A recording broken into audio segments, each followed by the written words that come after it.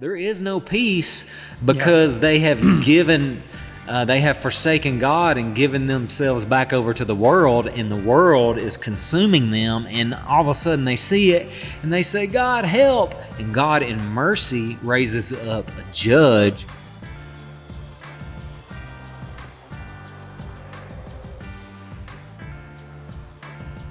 The American system has been breaking down over the last, 60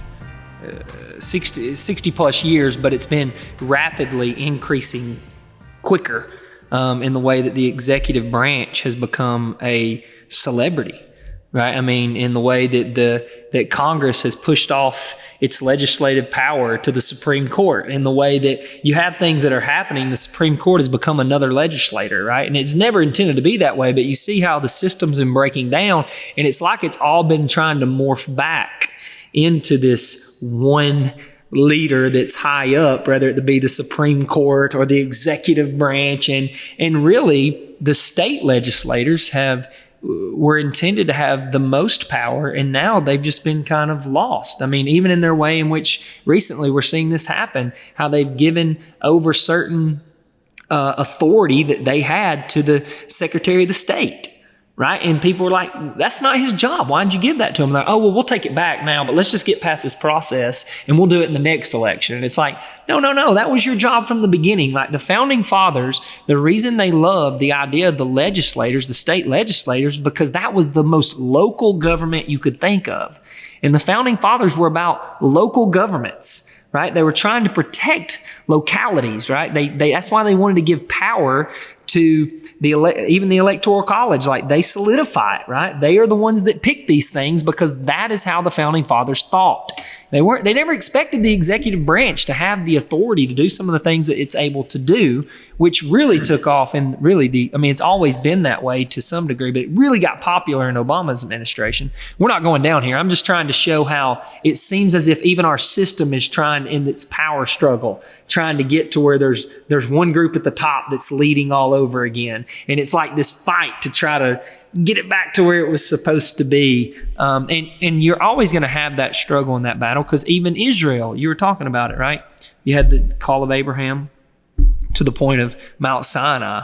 And in between, you had Abraham, begots Isaac, and then Isaac, Jacob, and then Jacob has 12 sons, and those 12 sons become tribes, right? And you have these tribes that become, different break off, tribes. And then all of a sudden, God is basically saying, no, to go in and take the land, you must become one. So I'm going to make you a nation state at Mount Sinai. I'm going to raise you up out of paganism. I'm going to make certain that you walk in the blessing of Genesis 12 so that you can be a blessing, right? We end the book of Genesis with Joseph just being exactly what the covenant was supposed to be. He is living out the blessing, but he's also being the blessing to the Egyptian people as he helped them store up grain for the 7 years of famine. And you see this beautiful picture. But the point is that we were pointing at was, you see this beautiful group of people that have become this nation state, and they go into the promised land with Joshua, and they're living out the covenant made in Genesis 12. And then all of a sudden you see when Joshua dies, their leader, they start to fracture again, right? They start to they're not continuing to fulfill the promise of God in the land. They cut short, they get complacent. And I'm bringing this up for a reason. They get complacent. They don't continue to take the land. They start making their own decisions. Well, we can just leave those people here and these people there and everything. They start making their own decisions, right? And forsaking God and His law. Forsaking God and His law. And they start to intermarry with the other tribes and the other people of the land, which God said don't. Now, why would God say not do that?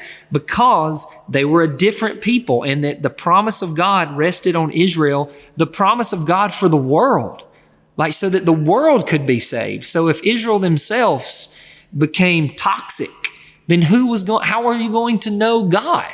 Right? I mean, that was how God was being known throughout the world. And so they start to do all these things, and God, being a just God, said, okay, I told you, if you do this, I will spit you out of my mouth. I will spit you out of the land. And what ends up happening? Well, we move into the book of Judges, and you have this same God trying to be merciful. He's trying to continually reach out to them and go, hey, wake up. And he brings them a judge, and they're delivered, and they're like, yay, hallelujah, God. And then like the next verse, it's like, and they did what was right in their own eyes and, left the Lord all over again. And it's like, oh, here comes another judge. And it's just this cycle. And it ends up in the book of Judges. It says, in those days, everyone did what was right in their own eyes, and there was no king. And then it leads the people to go, hey, Samuel, we want a king like all the other nations, right? We want a king like all the other nations. And you see, even Israel is not able to be this nation state of tribes with leaders, but they move into this because of their inability to follow God and pursue God's ways and to pursue the way that God structured it and designed it. Because they left that, they ended up just like all the other worldly systems. And I see this same thing happening in America. We were founded on godly principles. We were founded on Genesis principles. Even our founding fathers, the way that they wrote the Bill of Rights and the Constitution, and you can read their other writings back and forth. They were really grounded in that. And we've been able to survive as a republic for this long because we fought for that. We have fought to be grounded in that. And we have pushed back when things tried to challenge that. And for some reason, the church all of a sudden decided to stop fighting for that. And we have decided to step back and we go, we just don't get political here. What the heck does that mean? Like, what does that mean when people go, we just don't like to get political? I'm like, man, it's all about policy.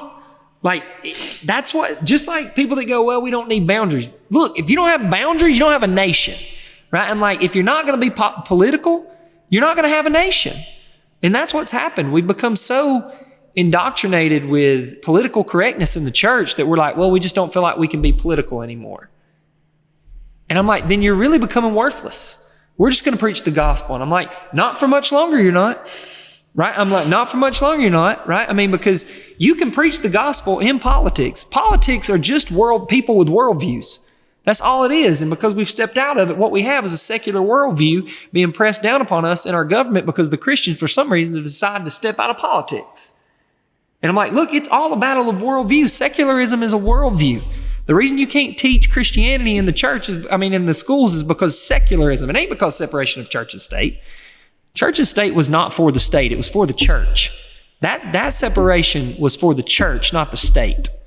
That gets so twisted nowadays. It's like, yeah, it's trying to protect the state from the church. Come on, give me a break. You have never read it.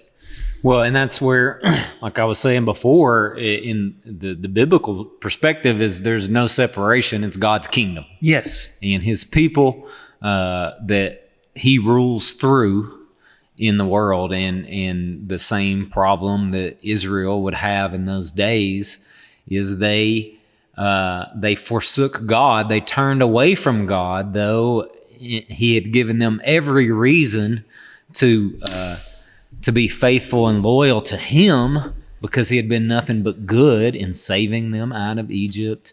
And of course, being God and giving us life to start with. But for them in particular, he had been so gracious in giving them promises. If they would follow him, then he would prosper them as a people. And so it was just a lawful outcome of them forsaking God. He instructed them to separate yourself from the surrounding nations because you don't want to get re-corrupted by their ways because they don't know God and they live contrary to God and they live not in just a different way culturally, no, and they weren't just pagan as if they had just a different belief system. No, they were corrupt to the core. They were wicked and violent and degenerate, and that showed up in how they lived and how they ordered themselves and the kingdoms that the rulers would establish for themselves. It's not a pleasant place to be, really. I mean, God destroyed the earth because there was only wickedness in the hearts of men all the time. And so that's very possible when humanity runs amok and goes our own way. And so when God desires to be our king and leader and ruler, then he shows us the way. So he says, follow me and it'll go well for you. Israel doesn't do that. They want a king like the other nations, and God gives them that. And of course, it doesn't go well. When you look, But God tries to give them judges and reaffirm what they are in this is important because this is where we're going. He's trying to give them judges. He's trying to be merciful and say, no, don't take a king, take a judge, and let me preserve you, let me rescue you, let me do these things. when the only Go ahead. Well, the only reason they needed the judge is because they had forsaken That's God. right. So God's instruction is, Yes. you have the priests, you have the prophets, Yeah. they're there to help the people remember God. They read the law, the people are commanded to read it continually. Keep it, train your children up in it. Yes. Always keep God's commands ever before you and let those shape and define how you ought to live. Yeah. And as you do that, God says he will protect you. He will prosper you. He will give you every good thing, and you won't need the other kings because you have a king that everyone is submitted to. But when they're not following that king, they're really they do what is right in their own eyes. So they become their own king, which was the original issue in the garden with Adam and Eve. That instead of God's rule, they took it upon themselves. And so in order to save the people, they would perhaps recognize their folly because the walls are crashing in on them. The surrounding nations are invading, destroying their way of life. There is no peace because they have they have forsaken God and given themselves back over to the world, and the world is consuming them. And all of a sudden they see it and they say, God, help. And God in mercy raises up a judge who is a warrior, who is a strong personality, who delivers Not necessarily the people. godly. Yeah, no. He knows of God and he recognizes God, but he is not living godly. Yeah, not That's necessarily. that's right. Yeah. They But actually get less and less godly as they go downstream. well, and it makes sense. They're just a part of the worldly system that's ruling over the people of Israel. Then God has mercy, and in that mercy, in deliverance out of trouble, then the call is to repent. So often the judge too is prophetically calling the people to return back to God, return to his law, and the people recognize the error of their ways, and they do that in the moment to some degree or another. They return back to God For 40 years, 100 years. They esteem the law. They go back to the sacrificial worship, and things are okay for a little while until they start drifting because away. they don't teach their children in the ways of the Lord, right? And so what you see is this generational, like for 40 or 100 years, things are going good again, and you're like, yeah. And then all of a sudden, they start seeping back into the world, all the other surrounding nations all over again because they weren't training their children the way that they were supposed to view the world. They got complacent. Enticed by the cares of the world. If you had to say, before we make this smooth transition, because I see how it's coming, I don't want to throw this transition off. But if you had to say, in our country today, what is the worst sin? What would you say it was? I'm talking about just totally, like, just submerges in the church. In my mind, it's sexual sin, right? I mean, would you agree with that? I mean, just in terms of, if you take into fact pornography, adultery, lust, all those things, right? Yeah, I mean, it's always one of the biggest ones. Right. Okay, so when I read Proverbs, right, I just think about Proverbs. Proverbs was the training book for the Israelites, right? It's basically their schooling, right? That's what they read. That's what it was intended to be to their sons. Wisdom.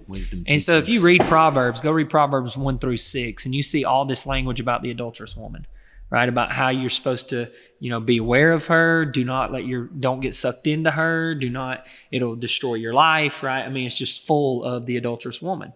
And I think about that because I think about as they're going into the nation, into these surrounding nations, these Gentile nations that, as we've talked about before, they're involved in child sacrifice, right? They're sacrificing babies at the hands of Molech as they set them on their hands and they burn them alive to these gods. And you have all of these things happening in the land, but you also have these things happening in the land of these orgies, of these just overly sex cults and nudity going around. And as a Israelite boy, you're so used to modesty.